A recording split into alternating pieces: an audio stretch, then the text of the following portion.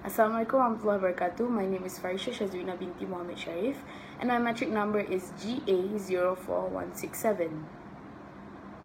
Throughout my daily routine, I would say data management is really important to me. It's always around me, especially when I'm always on my smartphone or I'm always on the internet.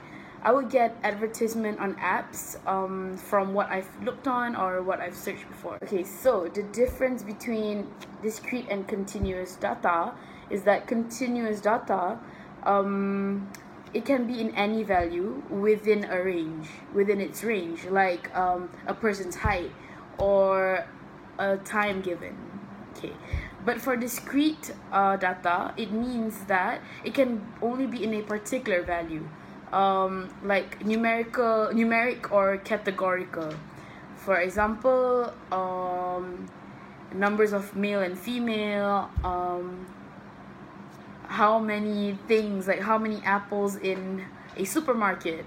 Okay, I don't think I've ever collected an actual data, like a discrete data, but a simple example that I could give for discrete data is maybe like the number of classmates that I have.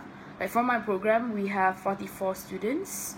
Okay, so that's for discrete data. And for continuous data, maybe one day I would like try and collect data from each student, like of their height, like gather the height of each of my classmates because they all differ from each other. So the difference between primary and secondary data is that primary data is from the researcher himself. It's like a first initial information. For secondary data, it means that it was collected by someone earlier and you just use it with credit, of course, from the first person. So that's secondary data. In my previous semesters, I've done few research from my Chitra courses, and I had to ask a few strangers to fill in surveys. So when I gathered the informations, like the answers, that will be my primary data. But for secondary data, I guess I have done a few like researches by collecting articles from Google Scholars or maybe books from the library.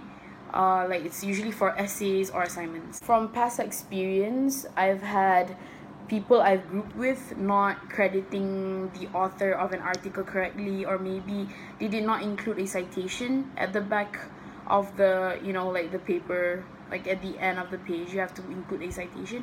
Yes, I've experienced like people who didn't do that, so maybe that could categorize as